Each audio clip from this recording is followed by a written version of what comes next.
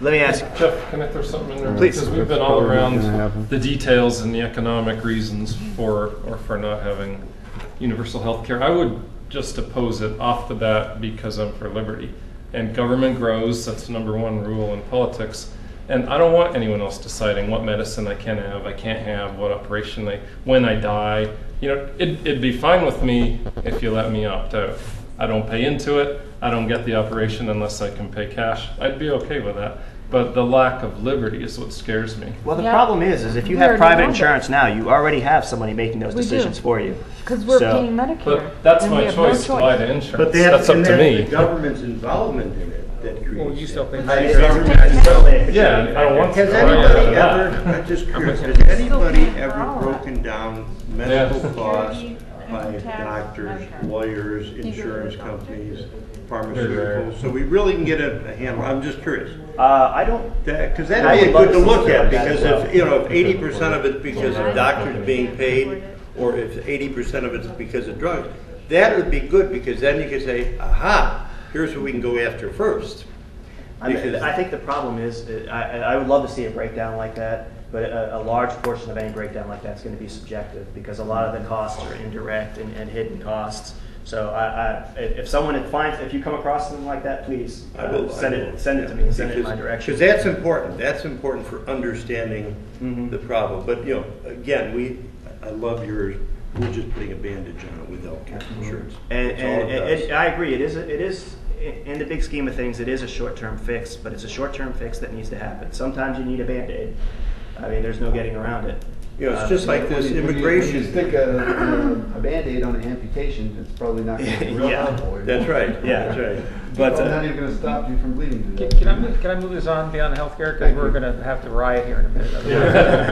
And immigration was mentioned earlier. Just a simple, where are we at on that? Well, I'll tell you, the problem that we have, I'll give you my short slogan on immigration, is that we need laws, not walls. We have laws. We have them. The problem is those laws aren't enforced. Exactly. That's the problem. No, it's not even that, guys. It's simpler. Let these people come in the hordes as workers, but not as citizens, not as voters, not as benefit getters. Because if they're just here to work, it's no different than me buying a laborer in India. We're farming in instead of farming out, but it's the same thing. If you treat them like that. You just moved to the healthcare issue. You just moved back to the healthcare issue. Yeah. Well, no, I'm saying that. I'm not. You see what I'm saying? The problem that we have here is, first of all, we have to be realistic about the situation that we have. They shouldn't be citizens. Well, I disagree with that, and we'll get to that in a second. But the problem that we have is it's not just a matter of illegal immigration. It's a matter of illegal employment as well. As this gets to the issue of enforcement, is Mexico any poorer now compared to the United States than it was 50 years ago, 100 years ago? Why do we suddenly have this big influx? And it's because of it starts with things like NAFTA. It starts with U.S. government policy. It starts with Mexican government policy. And it also has to do with the fact that we have a hunger for cheap stuff. And plus, how about our birth rate's a lot lower than their birth rate is, so therefore we need to bring more people in to do some of this stuff. Now, when you want to talk about denying citizenship, I was in the military in Germany for 2.5 years, and then I actually worked for a German company, and I was there. And they used to have a program called the Turkish Guest Worker Program in Germany. And what happened with the Turkish guest worker program is they brought guest workers over from Turkey, and they said, you can work here, you can live here, but you're never going to be a citizen. And that worked fine for a while. And then the Turkish workers started to have kids. And those kids grew up their entire lives in Germany, didn't speak a lick of Turkish, were German through and through, and were never able to become citizens. And that's wrong. Now, I don't understand. Maybe I'm missing something here. There is an issue with entitlements. I'm not going to dispute that. But if we need workers, why don't we have a realistic immigration policy, where number one, the quota of green cards that we give out is actually consistent with the number of workers that we need, and number two, that for a sizable a percentage of them, there is the option for a pathway to citizenship. What do we lose If someone comes to this country Legally. and they work legally, Legally. and they become a citizen, I don't care where they're from. It's not going to take away from America. Absolutely. Now, the situation that we're in now, this immigration situation, we have between 12 and 15 million undocumented workers in this country. Sure. Those workers, they may have came here illegally, but they were kept here by the institutions of this country to provide something that this country needed, which was a cheap source of labor.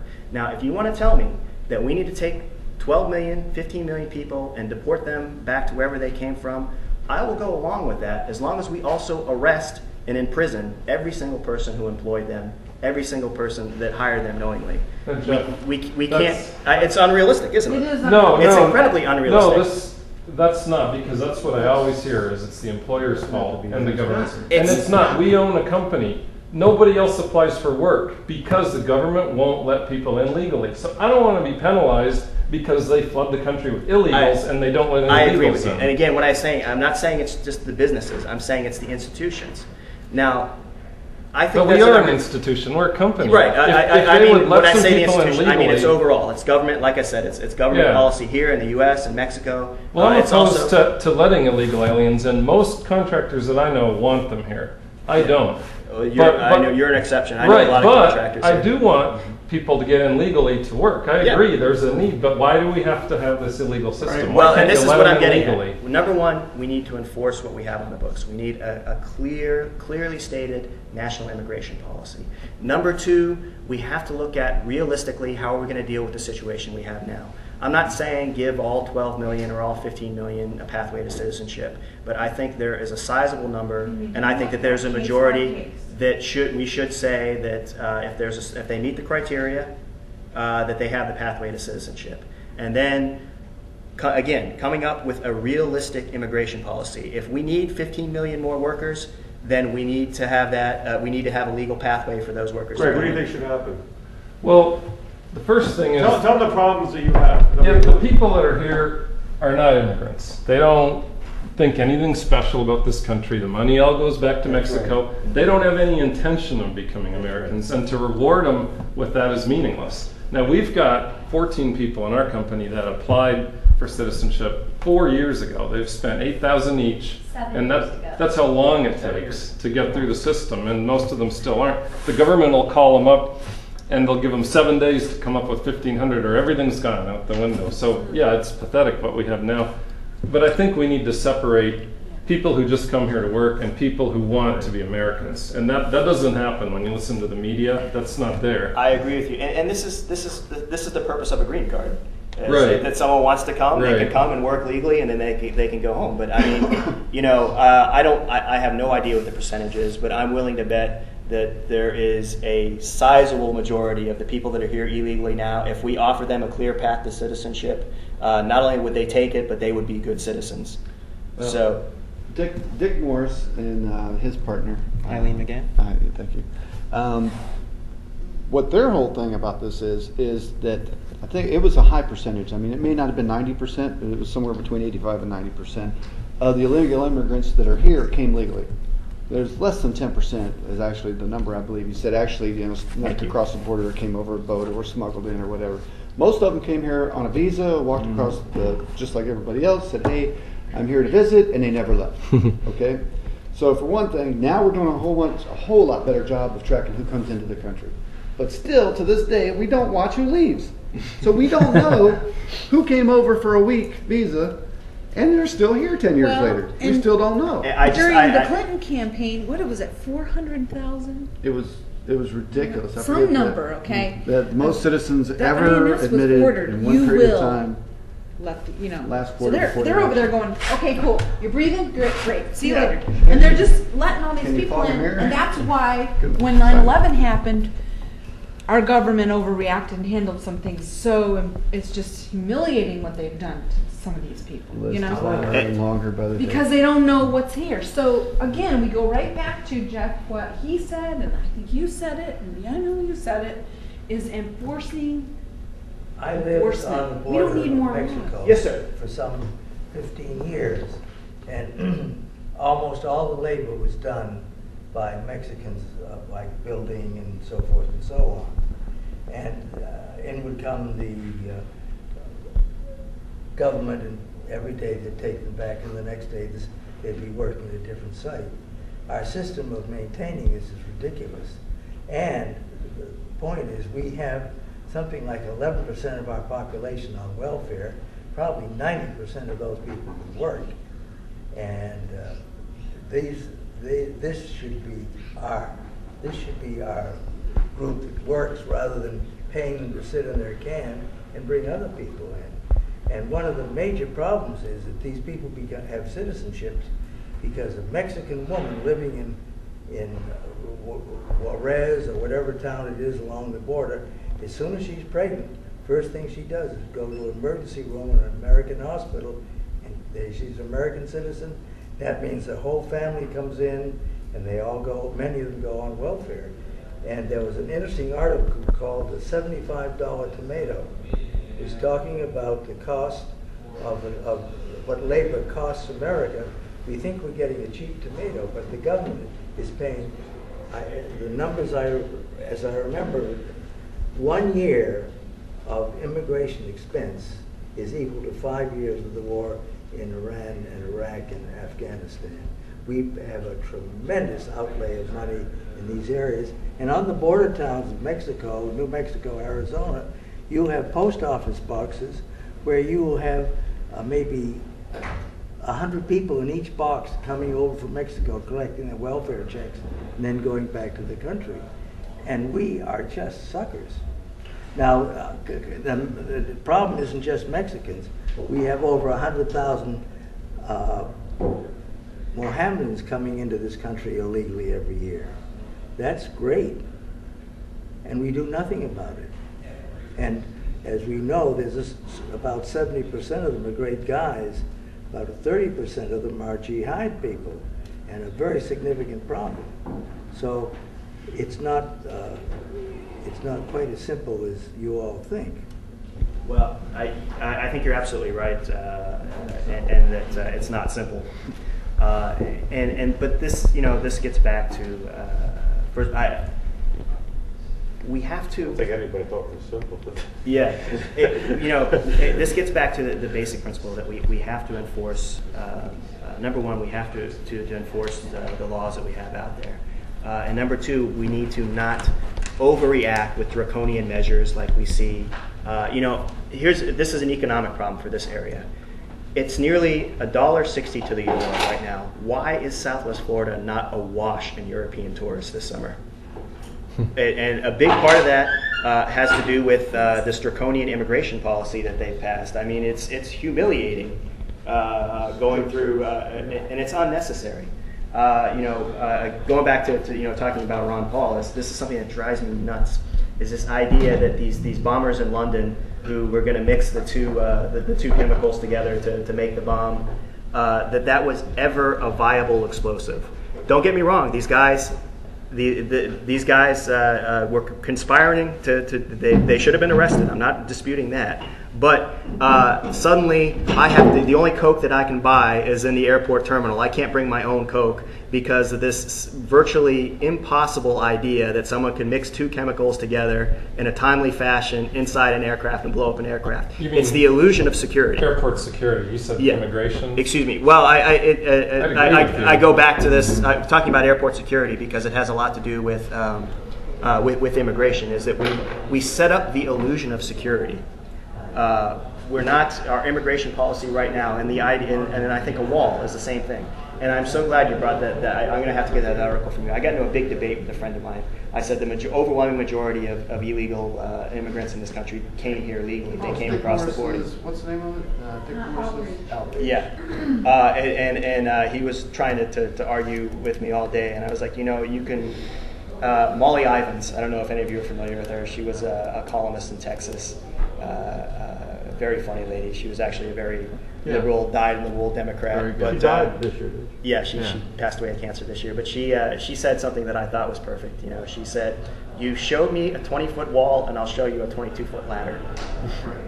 They built a 300-mile wall on a 3,000-mile border.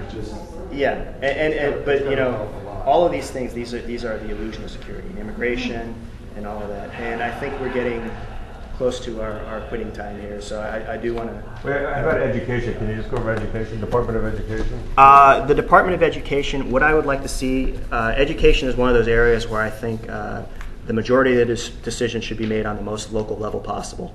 I think where the federal government has a role to play in this is to help balance out the inequities that exist between like a poor district and a wealthy district. And this should come with as few strings as possible. I think the Department of Education has two basic functions. One, they should develop a national curriculum standard, which doesn't necessarily have to be enforced through any mechanism, but they should have a national curriculum. And number two, they should be in the business of providing federal grants to states and local government. The huge bureaucracy that we have in the Department of Education, like so many departments in the government, is unnecessary. It could be streamlined, it could be much more simple than what it is now. Homeschooling? Homeschooling, this sort of comes under the wider category of vouchers. I don't think that we should be spending public money for private vouchers because there's two reasons. Number one, if it's public money, it should be money that's accountable in a public system to the public. And depending on your school system, you know. You're making me spend my private money for his children. Well, so that's right. You can You're making me spend my private money for no children. That's and right. his children. Amen. But you are still, all of us still are benefiting from public education. No. That's your opinion. No, that's not my opinion. Your belief on if you me. go to McDonald's, the reason that person hopefully knows how to be a cashier, odds are that person went to public school. If you go to the hospital, that doctor and that nurse that are taking care of you, odds are pretty good, either one of them went to a public school or they got federal grants to go to college. Is that why we're paying so much for? So we're all using it now. But if I want to homeschool, are you going to leave me alone? Yes, that comes back to the second part. Now the second part of it is number one. I think anything that's public money, and this is a good thing to bring up, in your city council, in your county commission, whatever. But if it's public money, it should be spent in a public way. Now the other thing is that if you start spending government money on private schools, on homeschooling, what's going to happen is slowly more and more strings are going to become attached to where it's like, well, okay, you can get the voucher for your school if you jump through this hoop and you jump for this hoop. Again, it's a matter of keeping public interest and private interest as separate as possible. Long term, would you be in favor of eliminating public education? No. So I just had one question that goes back real quick to where you were at earlier with talking about the savings loans and the banks and the housing crisis and all that stuff. Where do you think government's role was in those private banks and private institutions who are not government entities, Fannie Mae, Freddie Mac, and all that? Where do you think government's role was involved in that? Oh, jeez. First of all, it's so hard. It's so hard to separate the idea that this is a government bailout now when it was as much of a government-created problem to begin with as anything. And it goes back to what Gus was talking about with, the Federal Reserve, which kept rates artificially low, which allowed people to get loans. People to speculate, and the game is set up for real estate, so it just migrated towards that. The capital will always go to the greatest return. So you have artificially low rates based on false economic data. They underplay the inflation numbers. So the big guys are able to leverage up 100 to 1, and they needed product. So they created these mortgages, and there was so much demand for them and as the demand grew, when the mortgages became more plentiful, it spiked the housing prices. Mm-hmm. So now they needed more product. So they began to take anybody who walked in the door to apply for mortgages. And there was a lot of falsifications on the mortgages. You're right. But Wall Street wanted these products. So as a result, and this goes to my belief how evil the Federal Reserve is, because and I say this for a reason, because they penalize people and they make the choices. They are the determinant factor. They penalize the middle class, they penalize the poor, they penalize the elderly, because inflation is the result of this. When you create all this money, it weakens the dollar. And if you ever listen to the exchange between Ron Paul and Bernanke, it's like one of the best economic lessons you could ever learn. And how Bernanke ever taught at Yale is beyond me. But anyway, getting back to your point. So anyway, you have this demand for all these financial instrument mortgages. Created by the Federal Reserve. No. So anybody walks in the door, so they could just go out the other door and sell them. So as a result, the whole thing came down because the price of housing went sky high because of the cheap credit, and it began to collapse because of the false application. Okay, and that's kind of a history lesson on what happened.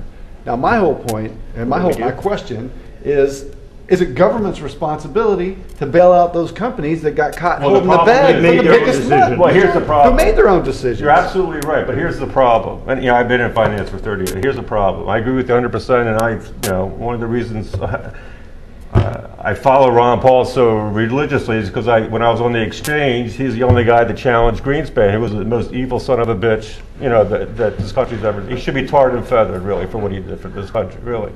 I mean, just as a side note, when he left the Federal Reserve, all his money was in foreign currencies, okay? So he knew what he did, okay? Yeah. If you see his interviews, okay? But the problem wasn't him, though. The problem was the structure and the government that allowed him to exist. Let me jump in here for a second. The problem is that we are in a rock and a hard place now, where if we don't bail out Freddie Mac and Fannie Mae, it's going to have a domino effect on the entire economy. We should have never been put in that position in the first place, but unfortunately that's where we are now. And the same thing is true, I think, of the FHA bill that's going through Congress right now. If the FHA is out there buying up bad properties, it does reward people who made bad investments. Unfortunately, if Lee County right now is 1/4 vacancy rate, if you don't do anything about those properties, you're going to have huge ghettos that nobody's going to want to live in 5-10 years. So what we have to do is, for the short term, we got to bite the bullet. Even though these bailouts are unpalatable, we need to do it. But in the long term, and this is what's important. This is what's important in the legislative thing, is we've got to make sure that we have sound monetary policy, that we have clear transparency in the decision-making process in the government, so that we don't ever get put into this situation again. See, the problem you have, if you don't bail them out, you'll have a run on every bank in the country, and the foreigners will just dump dollars, and you'll see interest rates skyrocket at 20%, it's gone. See, the problem is we've lost control of our own destiny. All these social programs, all this military empire has created, trillion-dollar deficits, and our bankers are Russia and China. Think about it. 20 years ago, that would have been horrifying. But now we're begging them to invest in our banking system. That's how bad things. We're turning around in foreign aid. How much of that's going out every year? And because we're bringing in $3 trillion a year, more than that, just in taxes from taxpayers. And I hate to end this discussion, but we have 2 minutes before we have to vacate the room. So I want to thank all of you for coming. And the next step from here is please. 6 minutes. We just got to put everything away. Okay. Is please get in touch with me. Chuck is coordinating some of this stuff. Muhammad is coordinating some stuff with the campaign. We desperately need more volunteers. We need more funding. We need all that stuff that politicians typically need. And the trade-off here is that I'm not asking you to support my campaign and then I'll never see you again. What I'm asking is that if you like what you hear today, please support me and be an integral part of this campaign. And what we have on this campaign now, the voices that I hear on this campaign now, is the same voices that I hear when I go to Washington. And I want to make sure that I don't make the George W. Bush mistake of surrounding myself only with people who agree with me. I want people who disagree with me. Hopefully you'll disagree with me on more issues, or hopefully you'll disagree with me on less issues than you agree with me on. But even still, I hope that we can find common ground. And what we've got to do with this campaign is, Angela's very quiet today, but Angela is organizing the Progressive Alliance over at FGCU. And libertarians, Republicans, Democrats, progressives, I think on 9 out of 10 of the issues, we agree. There's some economic issues where no doubt we have disagreements, but the important thing is, 2008, that we all pull together. We all show exactly what the American system is all about, and that we win this election not through partisan politics, not through big money, but through people power. And one thing I should mention, every Wednesday, 3 o'clock in the afternoon, we have a live chat on the website, and you just go to jeffgeorgeforcongress.com. should be on. It's on there multiple times. We've splattered that everywhere. But 3 o'clock on Wednesday. That's the time to keep for an hour usually. Yeah, usually from 3 to 4. And the table is open for whatever issue you want to talk about. So thanks again, everyone, for coming. Okay, thank you. Yeah. And thank you all from me too. Yeah. Oh yeah. Nice to meet you. You too. So you want to talk your 2 tones in? Yeah. Thanks. You're great. Appreciate it. It's interesting. Nice to meet you. Thank you. You guys want to go for a minute? These 2 gentlemen back here. If you hung back, you wouldn't actually have to talk to the politician.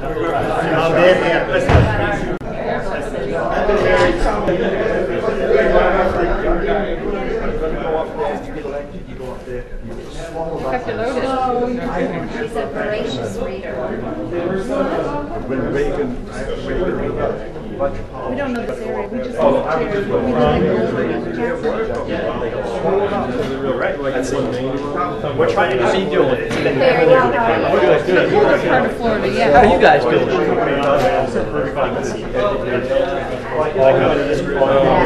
is really good. We got it on tape. Then we'll come back. And hopefully we can take that same show. Sure. Everyone's going to get swallowed unless we try and Yeah. Got to make sure we as citizens keep our politicians honest. the lobbyists. In fact, they were so good. Number one. And number The two, reasons where they that we don't have any people. Mr. Bush, take the piece. I don't understand what he did. Really bad. The guy, And we've got to, we've got to show America that there's a real change. And having, obviously we're going to have a change of president no matter what. But that's not enough. We've got to make sure that every level of the country, we've got people who realize that this is the 21st century, not the 19th century. The idea of an American empire. Never seen it. This is the thing. If we tell ourselves that everybody who says, everyone who has the integrity to change is going to fail, then they're going to fail. If we tell ourselves that nobody's going to beat the incumbents, nobody's going to beat the big guys, then nobody will. This is what we've got to do. I mean, it's a little bit of faith. It's a little bit of faith. And if it only shows up at that moment when you're at the voting booth and you take a chance on that one guy, that's all I'm asking. But this is the way we change things. Because if we say we can't change, there's no change. It's great meeting you. Thanks. Yeah, and you have that everything should be insured, everything should be safe, forever.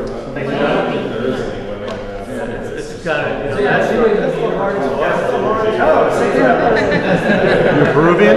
And this is the thing. I know everyone's not going to. You're never going to have 100% agreement with anybody that you put on this.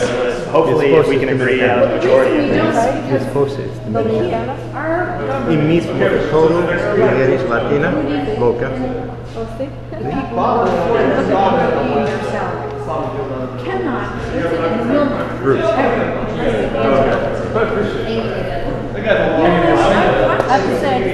We're already paying out more per capita than any other civilized country. They're not going to give it back, so let's revamp it and use it for everybody. They're not going to give it back. They'll never give it back. I just want to be left alone. You know what's funny?